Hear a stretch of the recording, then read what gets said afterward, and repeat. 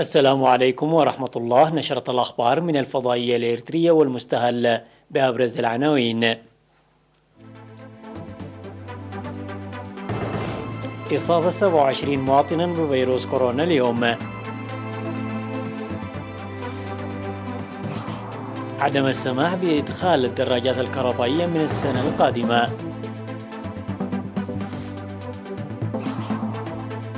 الإريتريون في نيروبي وزيورخ يؤكدون العمل لإنجاح برامج التصدي.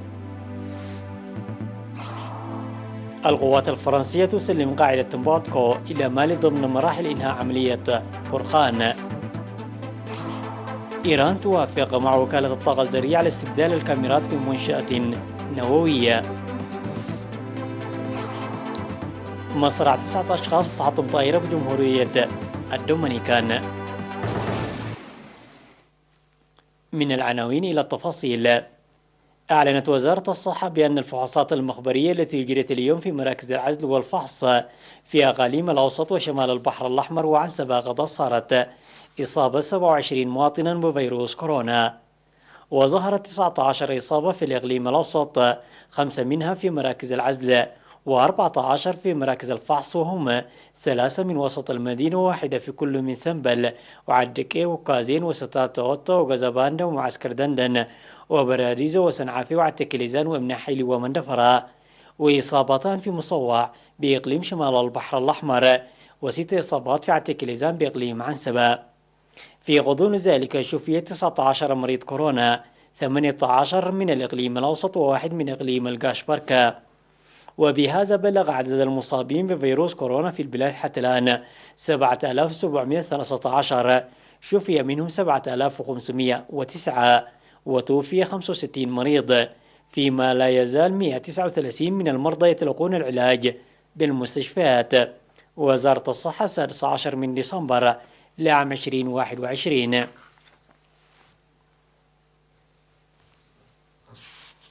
أعلنت سلطة النقل البري عدم السماح بإدخال الدراجات الكهربائية إلى البلاد بدءا من شهر مارس عام 2022.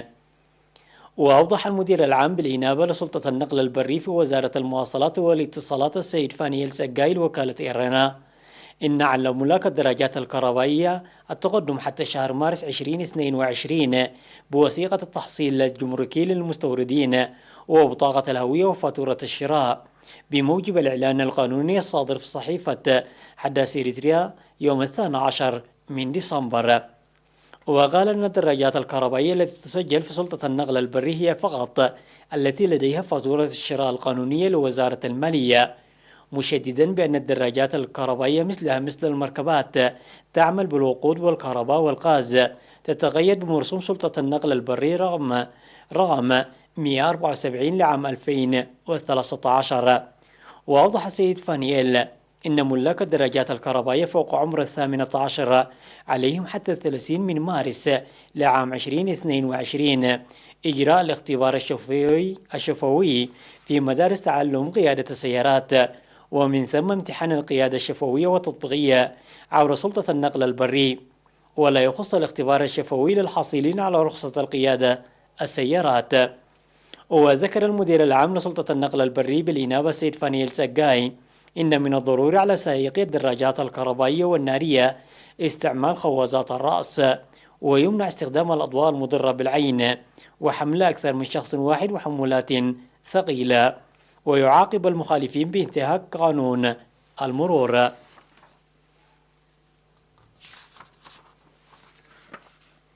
أوضح مسؤول عيادة بوية في مديرية قلعلو تنامي الوعي بالطب الحديث في الضاحية. وقال الممرض محمد سعيد أن العيادة تقدم خدمات رعاية الأم والطفولة والنصح الطبي والتحاليل الطبية والصيدلة، وتتطور الخدمات الصحية المقدمة لسد احتياجات العيادة من المعدات والكادر الصحي. وذكر تزايد مستخدمي العيادة خاصة مراجعات الحوامل والأمهات وانخفاض كبير لوفيات الأمهات والأطفال، وأشار إلى ارتفاع رعاية الأم والطفولة بنسبة 10% مقارنة مع العام الماضي، والمراجعة أثناء الحمل وبعد الولادة بنسبة 20%، وتطعيم الأطفال بنسبة أكثر من 10%، موضحا انخفاض الأمراض المعدية نتيجة أنشطة النظافة البيئية. وأعرب السكان عن ارتياحهم للخدمات الصحية المقدمة، منادين لزيادة غرف العيادة وتخصيص سيارة إسعاف وتخدم عيادة بويا لقرى إنجل علاي وأندرول وعندولي.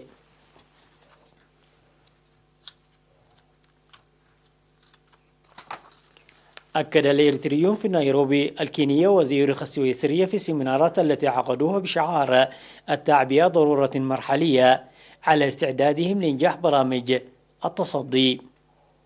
وأوضح سفير إريتريا في كينيا سيد بيان الرسوم في السيمينار الذي عقد في نيروبي يوم 13 من ديسمبر بشأن الأوضاع في البلاد والمنطقة إن التعبئة ليست جديدة على الشعب الإريتري، وقد تم توريثها لثلاثة أجيال، وهي من القيم الرئيسية للشعب الإريتري. وشرح المؤامرات والتدخلات والعقوبات الأحادية الجارية لعرقلة الشراكة والتعاون التي ظهرت في المنطقة عقب اتفاق السلام والتعاون بين إريتريا وإثيوبيا عام 2018، وأن عدم الاستقرار الإقليمي نتاج ذلك سيتم هزيمته بالوعي العالي والتصدي الموحد. ودعا الإريتريين في نيروبي التصدي بوعي وتفاني لجميع العدائيات وتعزيز برامج التصدي لتوحيد قدراتهم. في غضون ذلك عقد القائم بأعمال السفارة الإريترية في سويسرا ومندوب إريتريا في منظمات الأمم المتحدة والمنظمات الأخرى في جنيف السيد آدم عثمان سيمينارا مماثلا يوم 12 من ديسمبر للإريتريين في زيورخ وضواحيها، وقدم شرحا للعدائيات المستمرة ضد إريتريا في مختلف المراحل. وقال أن التصدي الشعبي القوي سبب الانتصارات التاريخية للشعب الإريتري، ودخل في مرحلة جديدة لإعادة صنع المعجزات، مشددا على تقوية النضال لإنجاز البرامج التنموية الوطنية. وأكد المشاركون في السيمينار للإيفاء بكل متطلبات المرحلة، وقدموا 60,000 دولار للدفع وبرامج التصدي.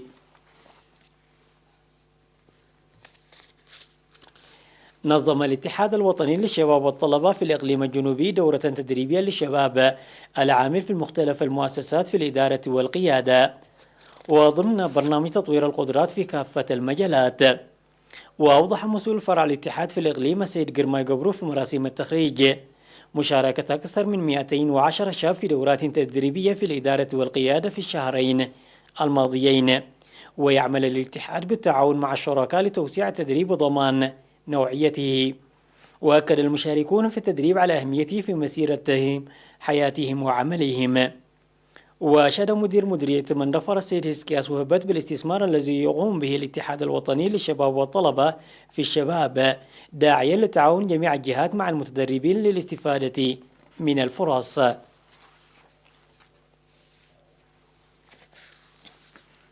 أشاد سكان مدينة أقردات بخدمات مدارس تعليم قيادة السيارات التي بدأت نشاطها عام 2016 للحصول على رخص قيادة عن قرب. وأوضح السكان بأنهم كانوا يتوجهون إلى بارونتو وكرن وأسمر لاستخراج رخص قيادة السيارات في السابق، وكان يعرضهم ذلك لكثير من المنصرفات. وأوضح معلمو قيادة السيارات أن التعليم المقدم للدرجتين الثانية والثالثة له دور للحد من ظاهرة القيادة دون رخصة وخفض الحوادث المرورية، منادين لتحسين امتحانات القيادة التي تقدم مرة واحدة في السنة، والاهتمام لرخص القيادة الأعلى من الدرجة الثالثة.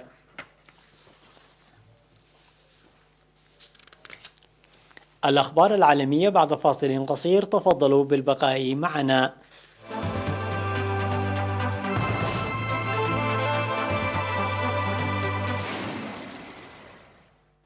سلمت القوات الفرنسية العاملة ضمن قوة برخان معسكر تومبوتكو إلى جيش مالي بعدما احتفظت على مدى عدة سنوات بوجود متواصل في المنشآت الواقعة شمال البلاد، وفق ما أفاد مراسلو وكالة الأنباء الفرنسية.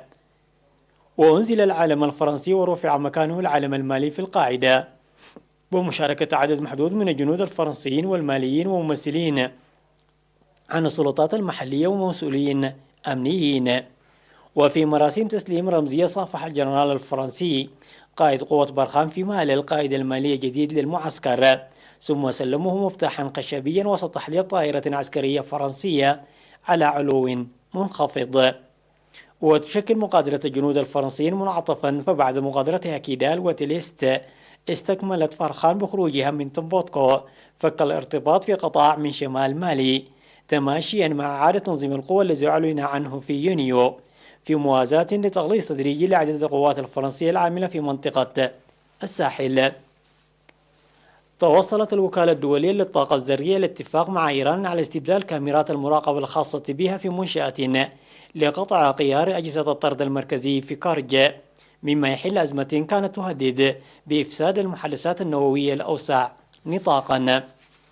ووصلت تلك المحادثات غير المباشرة بين الجمهورية الإسلامية والولايات المتحدة الرامية لإنقاذ الاتفاق النووي المبرم في عام 2015 إلى طريق مسدود الآن، لكن واشنطن هددت بمواجهة طهران في مجلس محافظي الوكالة الدولية للطاقة الذرية المؤلف من 35 دولة إذا لم تخفف حدة موقفها بشأن كارج هذا الشهر. وقال دبلوماسيون أن أي مواجهة كتلك يمكن أن تسبب انهيار المحادثات كليا. وكانت واحدة من كاميرات المراقبة الأربع التي وضعتها الوكالة التابعة للأمم المتحدة في مجمع تيسكارج قد دمرت في هجوم تخريبي فيما يبدو في يونيو ألقت إيران باللائمة فيه على إسرائيل. وأزالت إيران الكاميرات بعده وتم السماح للوكالة بالعودة لاستبدالها، مما أثار غضب الولايات المتحدة وحلفائها.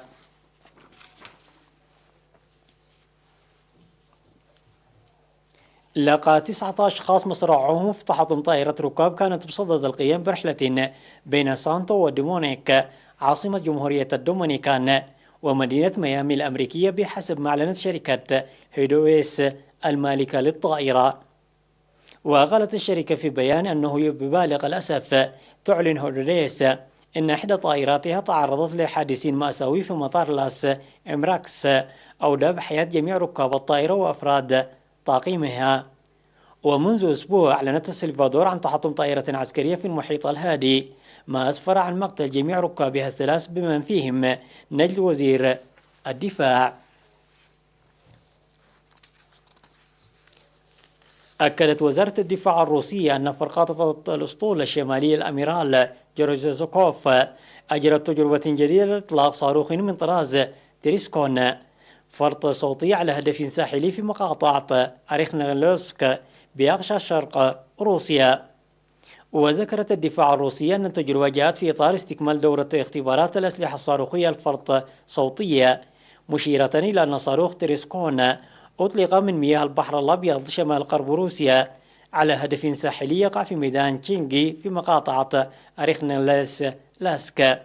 وأضاف البيان أن التجربة تمت بنجاح حيث أصاب الصاروخ الهدف وأجرى تحليقه وفق المعايير المحددة، لافتا إلى أن سفن سطح الطيران البحري التابع للأسطول الشمالي شاركت في توفير إطلاق النار وإغلاق المنطقة. وبحسب تقارير إعلامية فإن سرعة صاروخ تريسكون قد تصل إلى ما يقارب من 8 أضعاف سرعة الصوت في الفراق، وهو ما يعادل نحو 9700 كيلومتر في الساعة. تذكير بأهم العناوين. إصابة 27 مواطنا بفيروس كورونا اليوم. عدم السماح بإدخال الدراجات الكهربائية من السنة القادمة. الإريتريون في نيروبي وزيورخ يؤكدون العمل لإنجاح برامج التصدي. القوات الفرنسية تسلم قاعدة تمبوتكو إلى مالي ضمن مراحل إنهاء عملية برخان. إيران تتفق مع وكالة الطاقة الذرية على استبدال الكاميرات في منشآت نووية. مصرع 9 أشخاص في تحطم طائرة بجمهورية الدومينيكان.